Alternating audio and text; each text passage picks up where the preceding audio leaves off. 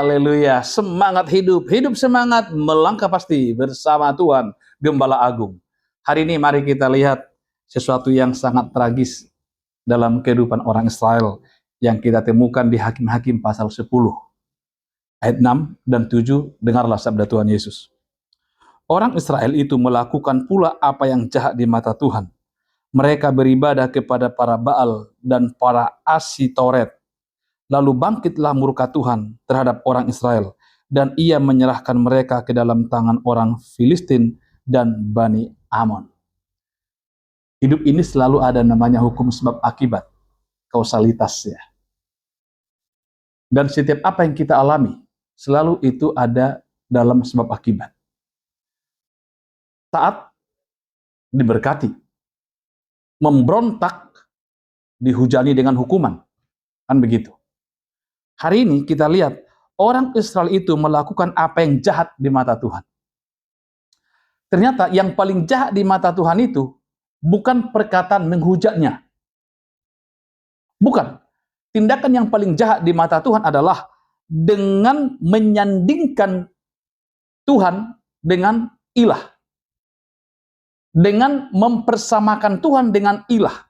Itu sudah suatu tindakan yang sangat jahat. Jadi ketika kita menyembah yang bukan Tuhan, menyembah yang bukan Allah pencipta langit dan bumi, itu sesuatu yang sangat jahat, tindakan yang jahat di hadapan Tuhan. Alkitab katakan begitu ya.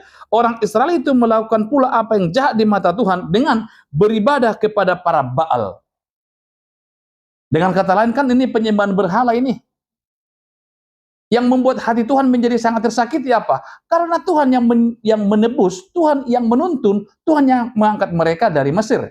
Lalu ketika mereka ada, ketika mereka tenang, aman dan nyaman, lalu mereka menyembah Baal, menyembah berhala. Itu kan kurang ajar namanya. Maka Tuhan sebagai pribadi yang memiliki orang Israel, yang menebus orang Israel itu, tidak bisa tinggal diam dong kekudusannya dilecehkan kayak begitu. Maka di ayatnya yang ke-7, kita lihat keadilan Allah, sekaligus kasihnya Tuhan.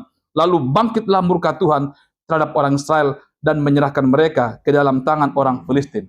Di sini ada keadilan, menghukum orang yang memberontak kepadanya. Tapi harus juga kita pahami, hukuman itu sekaligus menjadi kasih Tuhan. Saudara, tuntutan Tuhan kepada kita kan taat. Saya tahu bahwa kadang taat mungkin berat. Tapi taat adalah kunci menikmati, mengalami berkat. Kalau kita meminta berkat tanpa ketaatan, itu mustahil. Tapi di mana ada orang taat, tidak akan mungkin ia tidak dihampiri oleh berkat. Jangan pernah berbuat jahat dengan menduakan Tuhan. Di tengah-tengah situasi sulit barangkali, tetaplah berpegang kepada Tuhan. Karena berkat sejati hanya datang dan turun dari Tuhan. Terpujilah Tuhan yang kepadanya kita harus taat selama-lamanya. Haleluya. Amin.